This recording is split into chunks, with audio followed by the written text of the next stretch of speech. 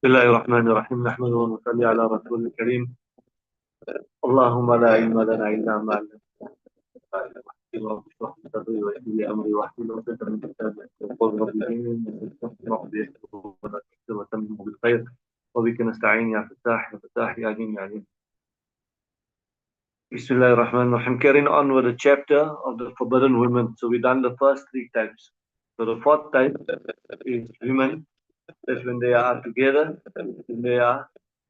they don't qualify to be co-wives, right? Because they can't be married together. So these are women when they are together with other women, it's not they don't qualify to get married. They almost form be as muharramat. They are they have two types. One is range of women, and the other is the will arham, right? So the Sharia has permitted a free man to take four wives at a time. And the slave can only, but now we don't work with slaves. But okay, a slave can marry two women at a time. So if a man marries five women one time, he marries five, one after the other. He marries five, one after the other. The first four will be permissible. The first one will be permissible because we only allow four wives, right? The same ruling applies to three men. If a slave person marries three, one after the other, the first two will be permissible, the third one will be permissible. And then now, if a man married five wives, all of them together, or they were non-Muslim, and now they embrace Islam, then what happens? It depends how he married them. If he married them one after the other, the first four will be in his marriage, and the fifth won't be in his marriage. If he had married all five of them together, then he'll have to separate from all five, and he'll have to remarry, choose four of them which he wants, which he decides he can marry, right? The man marries one woman, and then later on he goes to marry another four. So he married one nikah, and then after that he decided he's going to take four one time. So that brings his total to five. Then the first marriage will be permissible. The rest of the second marriage with the four one time will not be. You have to make a new nikah and choose three from there. You cannot marry that four.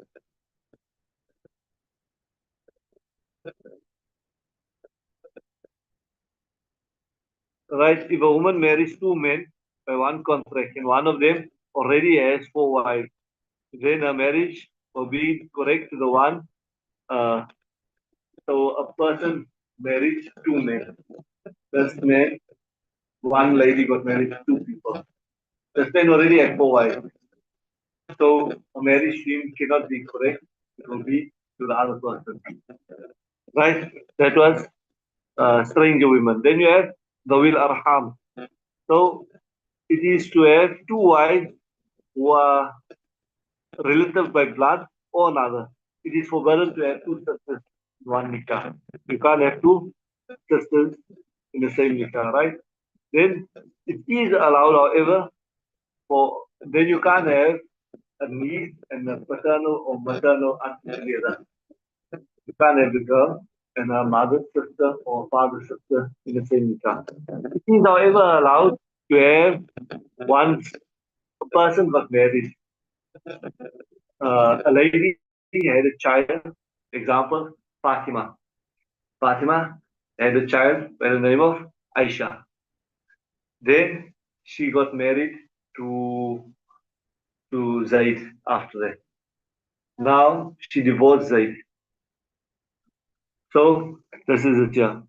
It is, however, to have one's wife as a lady as well as the daughter of her previous husband from another lady. So you got married to a lady, a man got married to a lady, and she never had a child from that man that she got married, but he had a previous, so this is now her stepdaughter. It's the husband's daughter. Then it's not her own daughter, it's her husband's daughter. Now she got divorced from that man. Now she married you. So you can marry her and you can marry her stepdaughter because it's not her own daughter. That was her ex-husband's daughter. You understood it, right? If this woman were a man, it would be permitted to marry this girl. If you see how you can see whether you can get married to the two people at one time is to convert the one into a male. So a nephew cannot get married to his auntie. So that's how you know that they cannot get married, right? Now see, what we said is this man had a daughter, then he divorced his wife, he married a new lady. Now he had married a new lady, and then he divorced that lady also. Now somebody else came, he married that lady, and he married the child. So that would be permissible. However, if you had to reverse it, if you were to make the man into a lady, then he could get married to that child. But if you had to make the child into a male, he could not get married to that lady because his father had married that lady and he had relationship with that lady. He had intercourse with her, so he cannot marry a lady that his father had made intercourse with. Right? A man is allowed to have as a wife a lady and her female slave, her own female slave in one nikah. But now female slaves are not valid to we don't have female slaves. So one way she was meant to marry 5 wives, but the fourth one won't be permissible crime. the first one. But then she will still be regarded as his wife. No. No. The nikah won't be valid. If he married one after the other, then number 5, you'll just cancel it out. It won't be considered to be a nikah. If he married one and then he married 4 together, then the whole second nikah won't be considered. He'll only end up with one wife. If he married all 5 one time, no nikah also. No nikah, right? That was the 4th type. Then the 5th type is about slaves, a woman that is being owned. Now,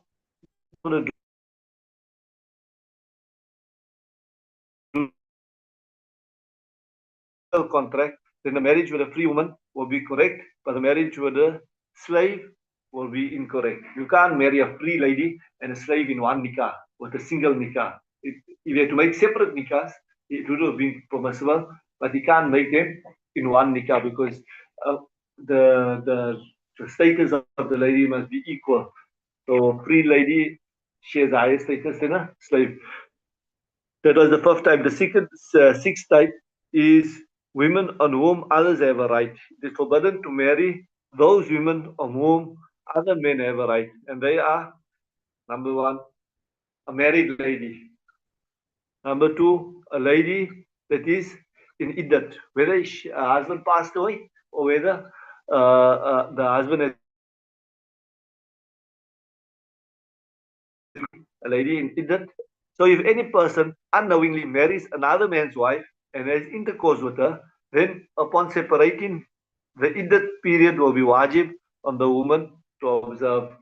A man married a lady, he never knew she was married, and then he had intercourse with her, and then now he gave her talaq, she will have to sit iddat. If the man knew that she was somebody else's wife, then upon separating from him, the iddat will not be wajib because now he never married her because he knew that she was in a nikah. So he basically just had dinner with her, right? If her husband divorces her, no, no, no. If the husband divorces her, then the man's responsibility, the man will be responsible for that he will have to pay for the nafaqah during her. Yeah, right? And if a man who committed adultery with her and is responsible for pregnancy, then to the what you call their marriage will be correct, and he's also allowed to have intercourse with her even before she delivers the child. The husband divorced her now, and he made her pregnant. The husband divorced her. Then he can have intercourse with her. Right? That's if he gets married to her. Right?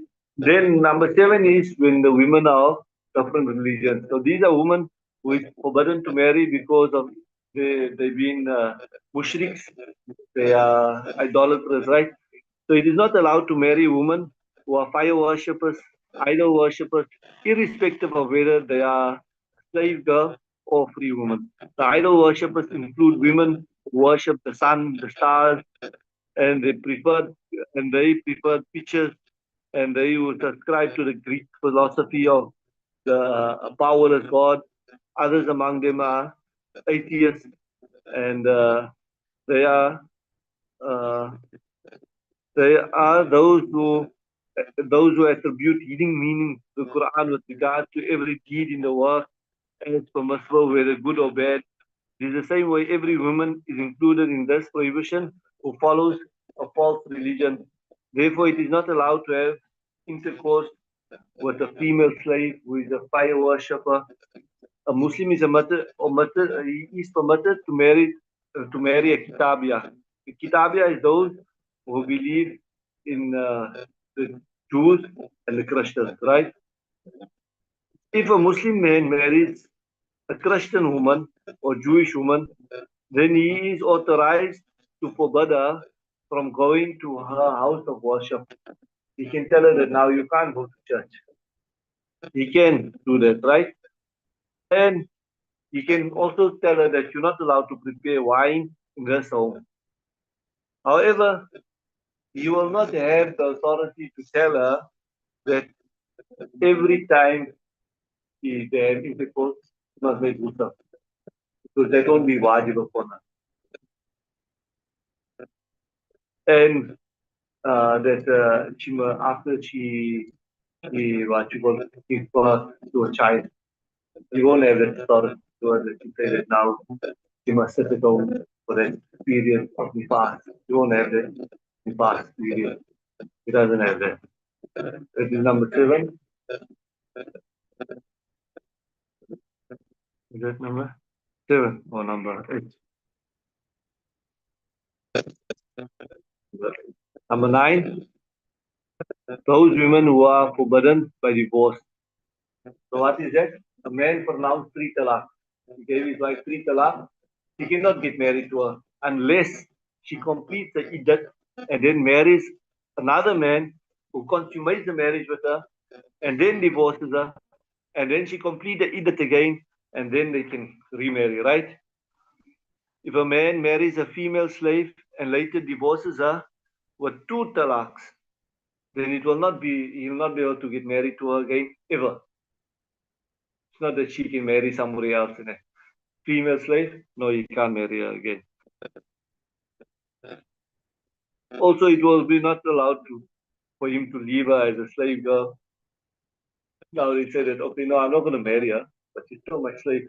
And I'm going to have intercourse with her as a slave. No, he won't be able to. All right, those are the 9 categories.